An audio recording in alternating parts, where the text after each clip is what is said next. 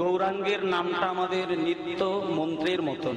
যারা এখানে দীক্ষা মন্ত্র নিয়েছেন, আমি কিছুই বলবো না, নাম মন্ত্র নিয়েছেন মানে আপনি পূর্ণ শক্তিমান হয়ে উঠেছেন, কারণ এই নাম নিছক নাম নয়। আর দীক্ষা মন্ত্র যারা পেয়েছেন তারা তো একেবারে স্বর্গের অমৃতটাই আপনি পেয়ে গিয়েছেন। আর এটাও আপনাদের বলে দিন, যারা দীক্ষা নিয়েছেন এখানে মায়েরা, বোনেরা, ভাইরা, বাবারা যারা আছেন, আমি এইটুকু অন্তত গ্যারেন্টি দিয়ে একটা কথা বলতে পারি, 100 জনের মধ্যে অন্তত না হলেও 20 জন ব্যক্তি মন্ত্র ভুলে বসে থাকেন, আছেই আছে, গ্যারেন্টি।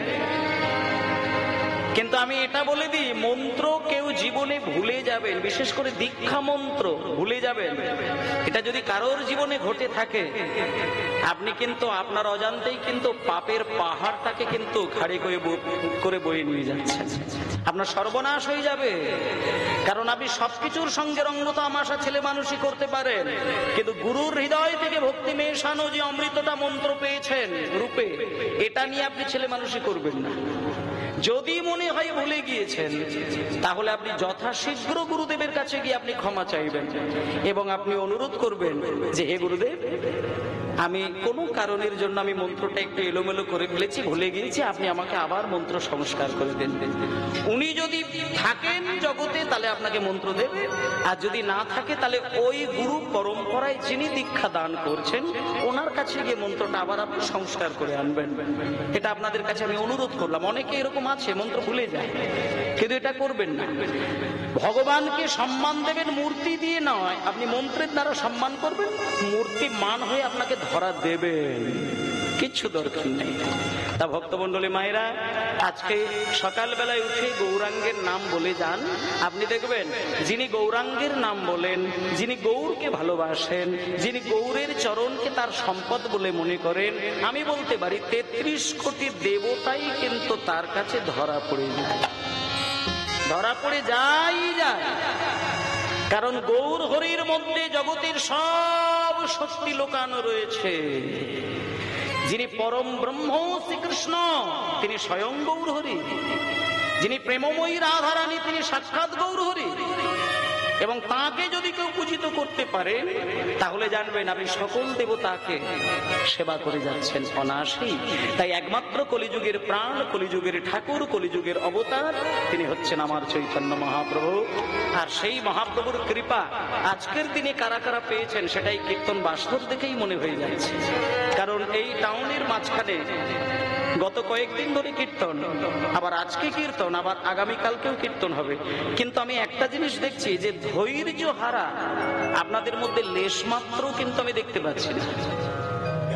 এটা কিন্তু মানে যেখানে সেখানে পাওয়া যাবে না। এর একমাত্র কারণ কিন্তু একটা, আপনি যদি মাসের পর মাস কীর্তন শুনে যান, আপনারা এতটুকু ধৈর্য হারা হচ্ছেন না, তার কারণ একটাই তার কারণ কি জানেন তো? যে যাকে বেশি ভালোবাসেন তার কথা শুনতে বড়ই ভালো লাগে। আপনারা তো ভক্ত, আপনি নিজেকে যতটা ভালোবাসেন তার থেকে অনেক বেশি ভালোবাসেন গোবিন্দের চরণকে, তার থেকে অনেক বেশি ভালোবাসেন আমার সেই সচি মায়ের আদরের সন্তান আমার গৌর হরিকে। তাহলে যাকে আমি ভালোবাসি তার নাম যেখানে হবে সেখানে তো আমি কান দেবই, এটাই তো সত্য।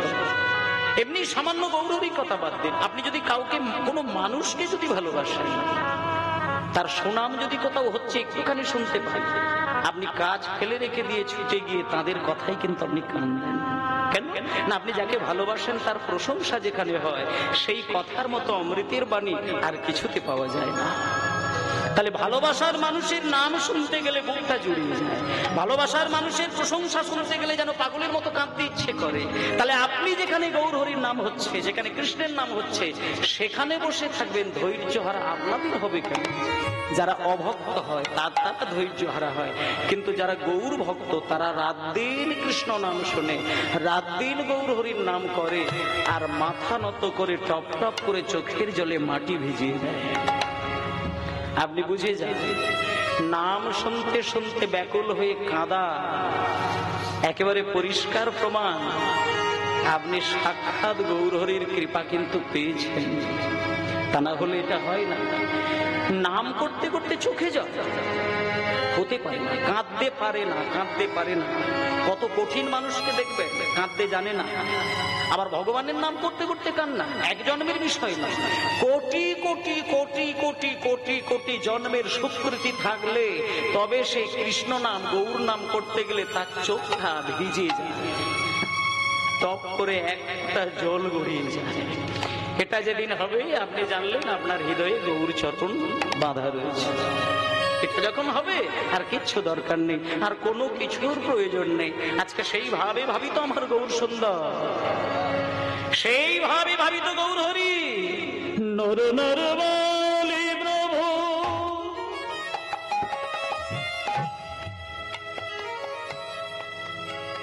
ডাকে বারে বার,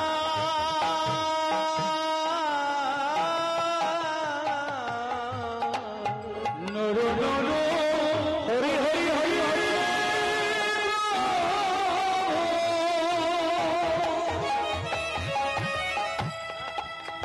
ওরে নর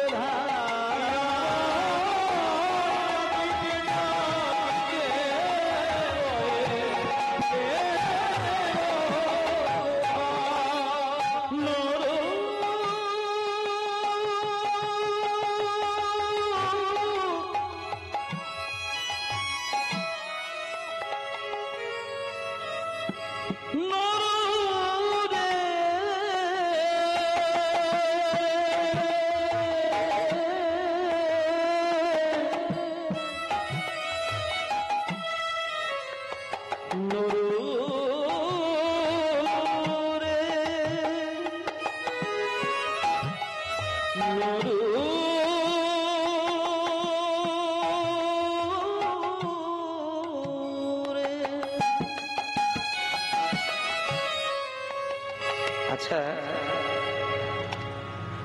শব্দটা কিন্তু মানে খুব সহজ একটা শব্দ, নরু। আরে বাবা, নরু নরু নরু নরু নরু কে? দাঁড়াও দাঁড়াও দাঁড়াও দাঁড়াও দাঁড়াও, কে নরু? কে মহাপ্রভু? এই নরু নামটা তো কোনোদিন বলেনি।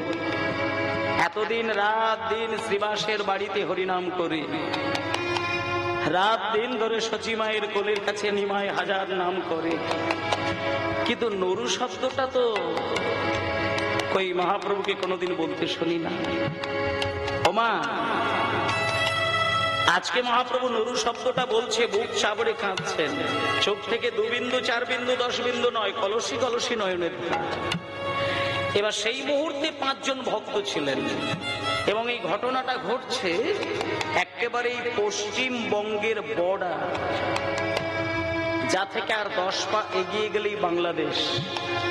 এবং সেই শুভক্ষণ, শুভ স্থান, পবিত্র জায়গা আপনারা অবশ্যই দেখে আসবেন। সেই জায়গাটির নাম হলো জলঙ্গি, মুর্শিদাবাদ। একটা পবিত্র ঘাট, পবিত্র ঘাট, যেখানে মহাপ্রভু স্নান করবেন বলেছিলেন। মানে 5 জন ভক্তকে বলেছে, ওরে আমার সাথে তোরা যাবি? আমি গঙ্গা নদীতে স্নান করি, আমার প্রাণটা জুড়িয়ে যায়, দেহটা জুড়িয়ে যায়। আজকে আমি গঙ্গায় নয়, আজকে আমি একটু কষ্ট করে মুর্শিদাবাদের একেবারে শেষ, যেখানে পদ্মা নদী গড়িয়ে গড়িয়ে বইছে, আর তার ওই পাটটা হচ্ছে এখন বর্তমানে বাংলাদেশ। তখন কিন্তু বাংলাদেশ ছিল না, তখন সারা বাংলাটা একটাই ছিল। শোনেন মা, এবার ওই আস্তে আস্তে বাবা, ওই যে পদ্মা নদীর জল আজকে মহাপ্রভু খুব অনুরোধ করলেন 5 জন পার্ষদ তাদেরকে নিয়ে স্নান করবেন। এবার ইতিমধ্যে পদ্মা নদীর ধারে চলে এসেছেন। যদি আপনারা কোনোদিন সেই জায়গায় যান, সেই নদী এখনো রয়েছে, সেই নদীর জল এখনো বইছে, সেই নদীর মাটি এখনো রয়েছে, মিথ্যা জিনিস নয়। সেই নদীর ধারে গিয়ে মহাপ্রভু দাঁড়িয়ে রয়েছে। ভক্তগণ শুধু একবার প্রশ্নটা করেছেন মহাপ্রভুকে, প্রভু আপনি জলে আগে নামবেন তো? আমরা তো আপনার পিছনে পিছনে যাব, কারণ এর আগে আমরা যতবার স্নান করেছি আপনি জলে নেমেছেন, তারপরে বাহু বাড়িয়ে দিয়েছেন, কোলে স্থান দিয়েছেন, তা আপনি আগে জলে নামুন। মহাপ্রভু বলছেন, শোনো শোনো শোনো শোনো শোনো, দাঁড় দাঁড় দাঁড়, এতদিন তো তোমাদের আগে জলে আমি নেমেছি, আজকে কিন্তু একটু ওই তোমরা আগে জলে নেমে যাও, আমি তোমাদের পিছনে পিছনে নামবো। এই বলে ভক্তদেরকে যেই বলেছে তোমরা আগে নেমে যাও, ব্যাস, আর কোনো কথা নাই। এক এক করে সবাই জলে ঝাঁপ দিয়েছেন। এবার যেই জলে ঝাঁপ দিয়েছে, কেউ ডুব দিয়েছে, কেউ জলের মধ্যে জলকেলি করছে। এই ফাঁকে সবার চোখে ধুলো দিয়ে মহাপ্রভু একটু পিছন দিকে হাঁটলেন। মানে একটুখানি দূরে একটা গভীর জঙ্গল, সেই জঙ্গলের মাঝখানে দাঁড়িয়ে আকাশের দিকে তাকিয়ে রইলেন। শুধু তাকিয়ে রয়েছে তা না, এমন চিৎকার করে ডাকলেন, শব্দটা যেন সেই আকাশ পর্যন্তই চলে যাচ্ছে। শুধু ডাকলেন তো ডাকলেন তা না, পাগলের মতো কান্না। কে সে, কে সে যার নাম নিতে গিয়ে প্রভুর চোখে এতখানি জল? সেই নাম, সেই নাম নর নর বলি প্রভু।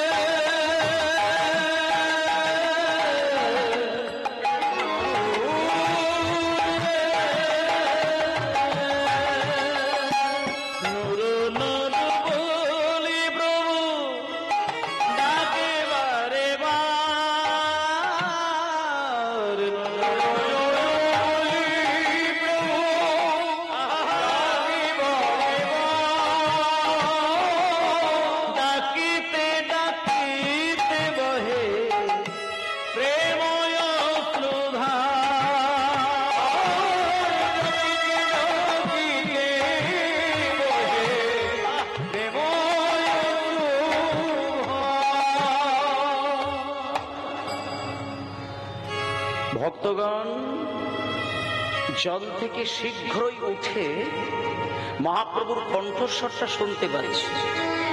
তীরের গতিতে ছুটে গিয়ে দেখলো মহাপ্রভু তখন উন্মাদ, পাগল। তার মুখে শুধু একটা নাম, নরু নরু নরু। চোখ ভরা জল। সামনে যে 5 জন ভক্ত দাঁড়িয়ে রয়েছে প্রভু দেখতে পাচ্ছেন। আপনি যদি কোনোদিন চোখে জল ভরা নিয়ে কারোর সামনে দাঁড়িয়ে থাকেন, আপনি দেখতে পাবেন না, ঝাপসা দেখতে পাবেন। মহাপ্রভু নরু নরু করে কাঁদছে, চোখ ভরা জল, সামনে দাঁড়িয়ে রয়েছে, বুঝতে পারে না। মহাপ্রভু চোখের জল দেখে আর চিৎকার করা দেখে একজন ভক্ত সামনে এসে বলছেন, প্রভু প্রভু আপনি ওই মানে বলছি যে ওই নরু নরু বলে কাকে ডাকছেন? না না, বলতে চাইছি যে নরু কে? আজকে আমরা আপনার সঙ্গে যে 5 জন এসেছি, কই এদের মধ্যে কারোর নাম তো নরু নয়, কেউ তো এখানে নরু নেই। তাছাড়া এই জঙ্গল মাঝে তো কাউকে দেখতে পাচ্ছি না। তাহলে আপনি আকাশের দিকে তাকিয়ে তাকিয়ে নরু নরু নরু নরু বলছেন, নরু কে প্রভু?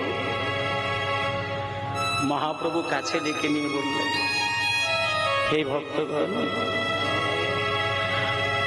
আমি যাকে নরু নরু বলে ডাকছি না, তার এখনো জন্মই হয়নি, তার এখনো জন্মই হয়নি।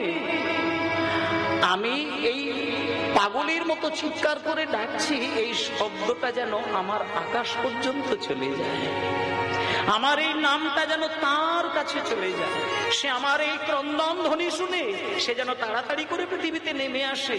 সে যেদিন পৃথিবীতে এসে জন্ম নেবে সেদিন তার ভালো নাম হবে নরোত্তম, আর ডাক নাম হবে নরু। এর থেকে বেশি কিছু তোমরা জানতে চেও না। তোমরা স্নান করো, আমি তোমাদের একটু পরে স্নান করবো।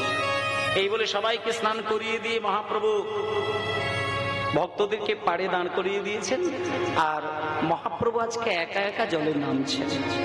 এবার মহাপ্রভুর জলে নামবার ছন্দটা কিরকম? প্রথমে ডান চরণটা জল স্পর্শ করলেন, তারপরে বাম চরণ, এক এক করে জলে নামতে নামতে নামতে নামতে যখন পদ্মা নদীর জলটা নাভি সমান হয়ে গিয়েছে, নাভি সমান, নাভি স্পর্শ করেছে, মহাপ্রভু আর কিন্তু পা বাড়ায়নি। নাভি সম জলে দাঁড়িয়ে মহাপ্রভু এইবার পদ্মার নদীকে একটা কথা বলতে শুরু করলেন। মানে এটা আমরা জানি যে নদী, গাছ, হ্যাঁ পাথর, এরা কি কথা শোনে নাকি? এমনি মানে কল্পনা ছাড়া আর কিছু নেই। কিন্তু মহাপ্রভু যে আজকে নদীর দিকে তাকিয়ে তাকিয়ে কথা বলছেন, এটা কি সত্যি? আর যদিও বা বলছে, নদী কি শুনতে পাচ্ছে? আর যদিও বা শুনতে পায়, নদী কি মহাপ্রভুর কথা শুনে কোনো প্রত্যুত্তর করলেন? আজকে সেইটা দেখুন। মহাপ্রভুই আমার কেঁদে কেঁদে কেঁদে কেঁদে বলে, ওহে আমার পদ্মা নদী, ওহে আমার পদ্মা নদী, এই যে আমি তোমার জলে দাঁড়িয়ে কৃষ্ণ কৃষ্ণ বলে বলে কাঁদেছি। আজকে বয়ারগুলো একটু মন দিয়ে শুনবেন, সুরে বলছে কিন্তু কথাগুলো খুব আবেগের বিষয়। দেখুন, মহাপ্রভুই আমার কেঁদে কেঁদে কেঁদে কেঁদে বলে, ওহে আমার পদ্মা নদী, এই যে আমি তোমার জলে দাঁড়িয়ে কৃষ্ণ কৃষ্ণ বলে কাঁদেছি। পরের লাইনটা কি বললেন দেখুন, কৃষ্ণ কৃষ্ণ বলে কাঁদেছি, এটা আমার চোখের জল নয়। এইখানটা খুব গভীর তত্ত্বের বিষয়। মানে এগুলো হচ্ছে আবেগের কীর্তন না, রঙ্গরসের কীর্তন না। কীর্তন শুনলেই ঘাড় দুলবে, কীর্তন শুনলেই কোমর দুলবে, এই কীর্তনে আনন্দ অধিক, কিন্তু পরমানন্দের কোনো সন্ধান নেই। যে কীর্তনে পরমানন্দ আসে সেটাই কীর্তন, সেখানে প্রভুর কৃপা মিলবে। আজকে দেখুন বলছে, ওহে আমার পদ্মা নদী, এই যে আমি তোমার জলে দাঁড়িয়ে কৃষ্ণ বলে কাঁদেছি, আমার চোখ থেকে বিন্দু বিন্দু জল তোমার জলে গিয়ে টপ টপ করে মিশে যাচ্ছে, এটা আমার চোখের জল নয়। তাহলে এটা কি জল? মায়েরা, চোখ থেকে জল পড়ছে, চোখের জল নয়। এ কি পাগল? নাক থেকে জল মানে নাকের জল, চোখ থেকে জল মানে চোখের জল, এ তো পরিষ্কার কথা। কিন্তু মহাপ্রভু বলছেন না, পদ্মা, আজকে যে আমি এই মুহূর্তে যে চোখ থেকে জলটা তোমার জলে বিগলিত করলাম, এটা কিন্তু চোখের জল নয়। তাহলে এটা কি জল? না, আমার হৃদয়ে রয়েছে কৃষ্ণ প্রেম, আর সেই কৃষ্ণ প্রেম আমি বিরহের তাপ দিতে দিতে দিতে দিতে সেই প্রেমটা বিগলিত হতে শুরু করল, আর সেই প্রেমের বিগলিত রসধারা আজকে আমি চোখের মাধ্যম দিয়ে তোমার জলে মিশিয়ে দিলাম। পিতায় আনন্দ হরি বল, হরি বল, হরি বল, হরি বল। আজকে মহাপ্রভু বললেন, এই যে আমার হৃদয়ের কৃষ্ণ প্রেমের যে ধারা আজকে তোমার জলে মিশিয়ে দিয়ে গেলাম, এই চোখের জলটা তুমি আলাদা করে লুকিয়ে রেখে দেবে। কেন লুকাবে? লুকিয়ে রাখার কথা কেন বললেন? আজকে মহাপ্রভু সুন্দর করে পদ্মা নদীকে বুঝিয়ে দিচ্ছে যে, পদ্মা, আমার এই চোখের জল তোমার এত বিশাল জলরাশির মধ্যেও তুমি লুকিয়ে রাখবে, ততদিন পর্যন্ত রাখবে যতদিন পর্যন্ত নরোত্তম এসে তোমার জলে স্নান না করছে। এবং যেদিন তুমি দেখবে প্রথম নরোত্তম বাচ্চা ছেলে, একেবারে ছোট্ট ছেলে, সে গুটি গুটি পায়ে হাঁটতে হাঁটতে যখন তোমার জলে এসে ঝাঁপ দেবে, তুমি তাকে কোলে জড়িয়ে নিয়ে আমার এই প্রেমটা তার হৃদয় মাঝে শুধু বুলিয়ে দেবে। হৃদয় গৌর হরি বল। যাহার পরশে তুমি ওঠে ছালু না গো,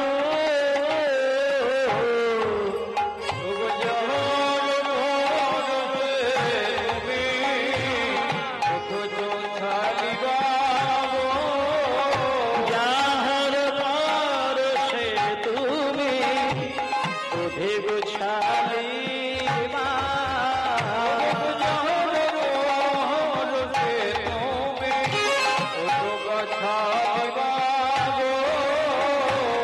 আমারে প্রেম তুমি তাহারে দিবা গো, আমারে প্রেম তুমি তাহারে দিবা গো। আচ্ছা দাঁড়াও, এখানটা একটু সুন্দর করে বুঝাই মা। পদ্মা নদীকে জল দিয়ে যখন বুঝিয়ে দিল যে নরোত্তম এসে স্নান করলে দেবে, এই পদ্মা নদী এতক্ষণ নীরব ছিল, কিন্তু এমন একটা গুরুদায়িত্ব দিয়েছেন, নদী কথা না বলে পারলেন না। ঠিক স্নান সেরে মহাপ্রভু জল থেকে উঠতে যাবে, এমন সময় দুটো চরণ জড়িয়ে ধরলেন। কে? পদ্মা স্বয়ং। এবং পদ্মা নদী বলে উঠল, প্রভু আমি তোমার সমস্ত কথাই কিন্তু আমি পালন করলাম, তোমার জল আমি আমার জলে রেখে দিলাম, আমি কথা দিলাম আমি কাউকে দেব না, কিন্তু প্রভু একটা কথা তো আপনি বললেন না। আমি জলটা রেখে দিলাম, আমি কথা দিলাম নরোত্তমকে দেব, কিন্তু যদি এইরকম কোনো কাণ্ড ঘটে যায় যে নরোত্তমের সঙ্গে সমবয়সী আরো 10টা বাচ্চা ছেলে স্নান করতে আসলো, কিন্তু আমি যদি ভুল বুঝে নরোত্তমকে চিনতে না পেরে অন্য ছেলেকে প্রেমটা দিয়ে দিই, কারোর তো মুখ দেখে তো নাম বলা যাবে না, তাহলে 5 বছরের ছেলে 6 বছরের ছেলে যদি 10 জন চলে আসে, আমি জানবো কি করে যে এই 10 জনের মধ্যে ওই ছেলেটা নরোত্তম? কি করে বুঝবো? তখন মহাপ্রভু একটু চিন্তা করে পরক্ষণে পদ্মাকে বলছে, পদ্মা শোনো, এই উপায়টা আমি তোমায় বলে দিচ্ছি, মন দিয়ে শোনো। 10টা ছেলে নয়, 10টা ছেলে না, আমি একটা কথা বলবো পদ্মা, 10,000টা বাচ্চা ছেলেও যদি তোমার জলে লাইন দেয়, 10,000 ছেলের মধ্যে যেটা থাকবে না নরোত্তমের একার মধ্যে সেটা থাকবে। কি দেখবে তুমি, খেয়াল করবে, নরোত্তম যখন তোমার জলের কাছাকাছি আসবে তোমার আনন্দটা বেড়ে উঠবে, এবং নরোত্তমের অঙ্গ যখন তোমার জল স্পর্শ হবে, তোমার নদীর ঢেউ যে গতিতে চলছে তুমি নিজেই বুঝতে পারবে, নদীর ঢেউ 100 গুণ বৃদ্ধি পেয়ে যাবে। আচ্ছা মায়েরা, আপনারা তো সমুদ্রে যান, নদীতে ঢেউ কিন্তু রাত দিন গড়ায়। আচ্ছা এই যে নদীর ঢেউটা, এটা কি কোনো মানুষ তৈরি করে না বিজ্ঞান তৈরি করেছে? এটা প্রকৃতির বিধান। কিন্তু আজকে মহাপ্রভু কি সুন্দর যুক্তি দিয়ে বুঝিয়ে দিলেন যে পদ্মা, নরোত্তমের অঙ্গ যেদিন তোমার স্পর্শ হবে তুমি নিজেই বুঝতে পারবে, তোমার আনন্দ তুমি ধরে রাখতে পারবে না, তোমার যে ঢেউ, তোমার যে আহ্লাদ, তোমার যে উচ্ছ্বাস, এটা দেখবে 100 গুণ বৃদ্ধি পেয়ে যাবে। তুমি সেদিন বুঝতে পারবে যে ছেলেটার অঙ্গের ছোঁয়ায় আমি আমার নিজের ঢেউ আমি ধরে রাখতে পারছি না, আমি জানলাম ওই ছেলেটি নরোত্তম। সঙ্গে সঙ্গে তাকে টেনে নিয়ে, যাহার পরশে তুমি হরি হরি বল ও ছালুনা গো,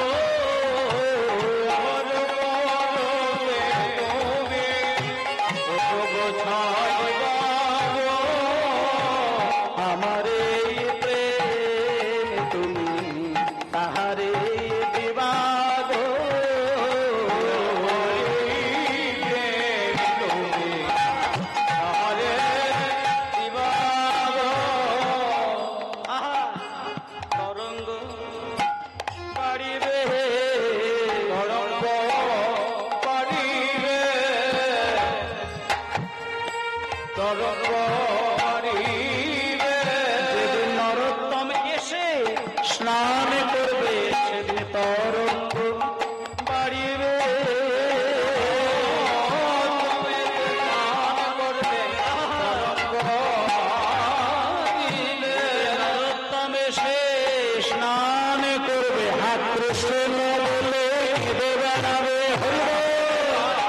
কৃষ্ণ বলে কেঁদে বেড়াবে, গান করবে কৃষ্ণ বলে কেঁদে বেড়াবে, গান করবে কৃষ্ণ বলে কেঁদে বেড়াবে, গান করবে তরঙ্গ বাড়িবে, তরঙ্গ বাড়িবে।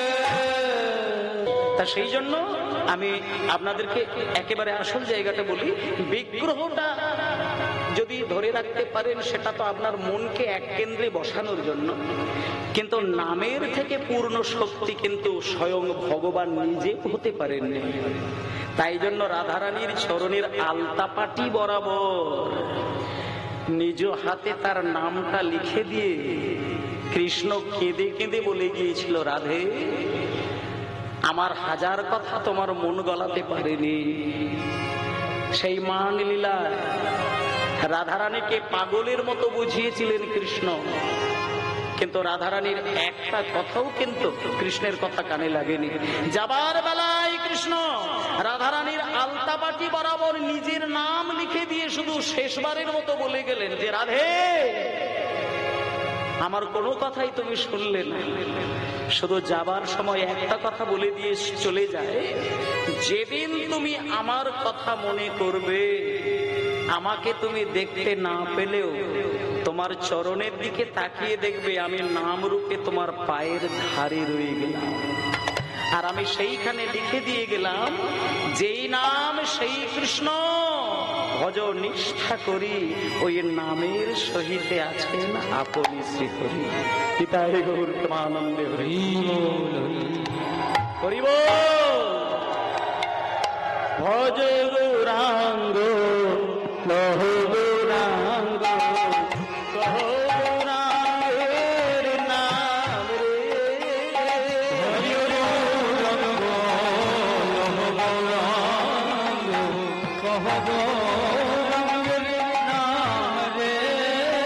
ভজ গৌরাঙ্গ লহ গৌরাঙ্গ, লহ গৌরাঙ্গের নাম রে। ভজ গৌরাঙ্গ লহ গৌরাঙ্গ, কহ গৌরাঙ্গের নাম রে। জন গৌরাঙ্গ ভজ সে হয় আমার প্রাণ রে। গৌরাঙ্গ ভজ সে হয় আমার প্রাণ রে। যে জন গৌরাঙ্গ ভজে সে হয় আমার প্রাণ রে।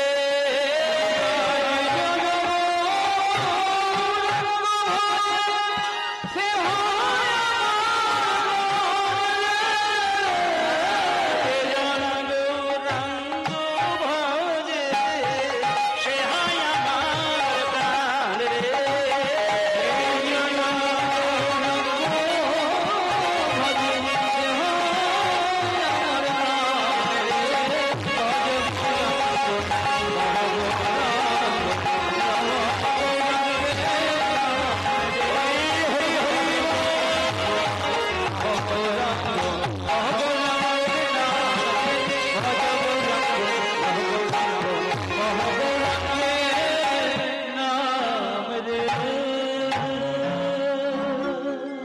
হরি বল হরি বল হরি বল হরি বল হরি বল হরি বল হরি বল হরি বল।